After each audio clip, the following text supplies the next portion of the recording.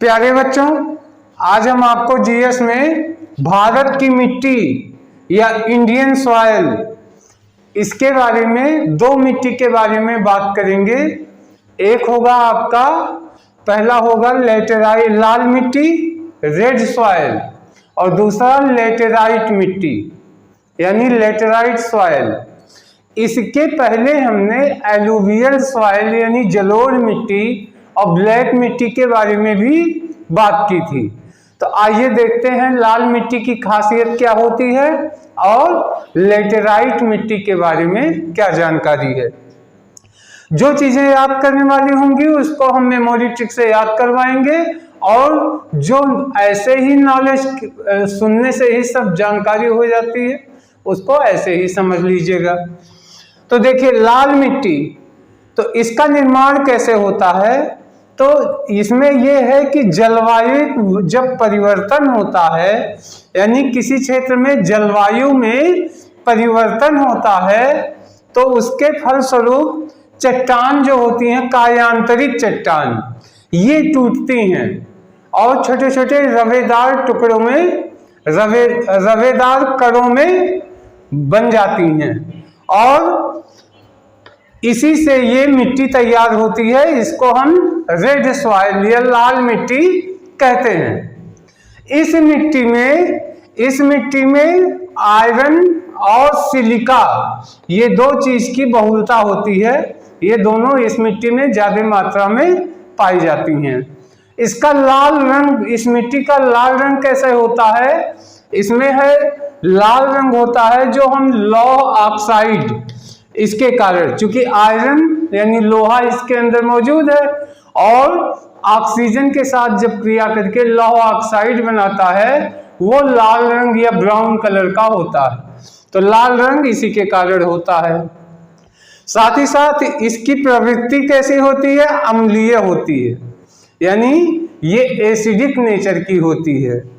और सबसे बड़ी बात यह है कि ये उर्वरता विहीन होती है यानी इसमें खेती नहीं की जा सकती, बंजर होती है। ये जमीन कैसी होती है, बंजर होती है।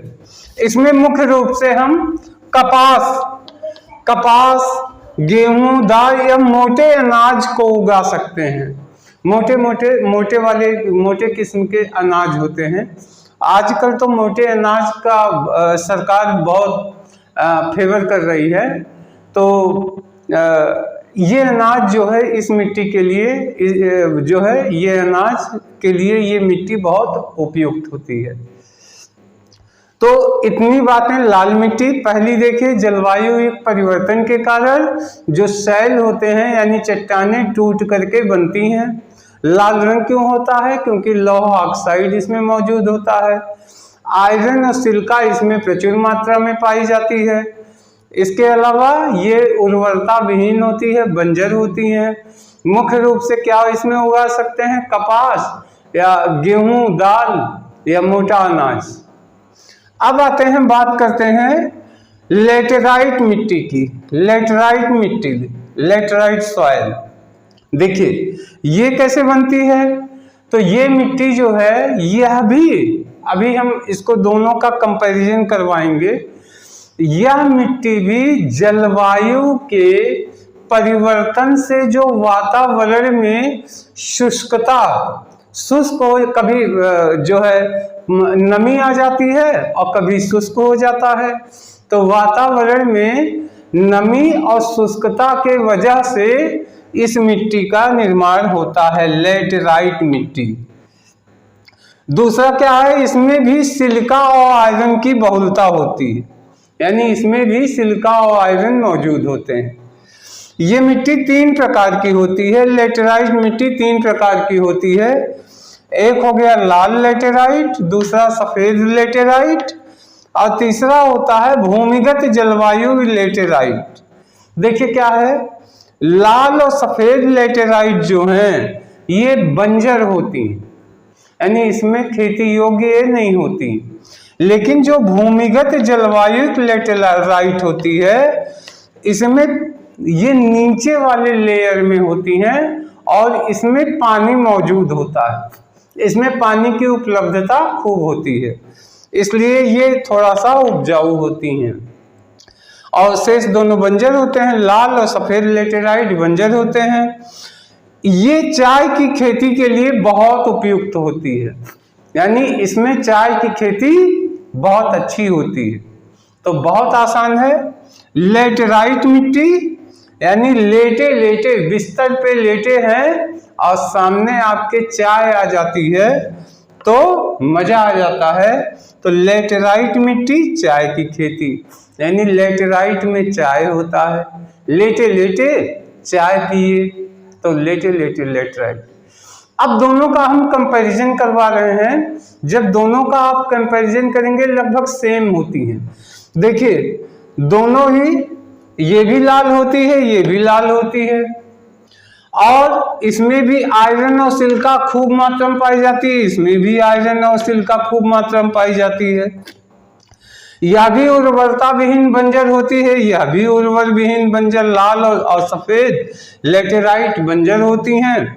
लेकिन भूमिगत इसका एक तीसरे लेयर का जो होता है, क्योंकि पानी सीधे नीचे चला जाता है, उस हिस्से में उपजाऊ होती है थोड़ी सी, और चाय की खेती के लिए उपयुक्त होती है। ये कपास, गेहूं, दाल, मोटे अनाज, तो चाय की खेती भी मोटे अनाज के ग्रुप में ही शामिल की जाती है।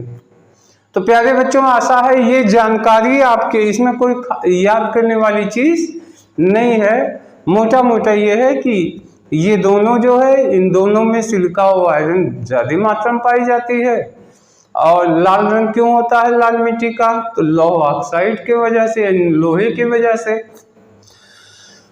दोनों बंजर होती हैं, तो ये एक तुलना है, कोई चीज याद नहीं करनी, लगभग दोनों बराबर हैं, क्योंकि ये भी जलवायु परिवर्तन के कारण होती है, ये भी जलवायु परिवर्तन के कारण होती है। जलवायु परिवर्तित होती है तभी तो नमी, और कभी शुष्क कभी नमी वातावरण होता है। तो प्यारे बच्चों, इस वीडियो में इन दोनों मिट्टी की हमने चर्चा की। अब हम इसके आगे शेष बातों को इसके आगे हम लेके आएंगे। तब तक के लिए धन्यवाद, नमस्कार।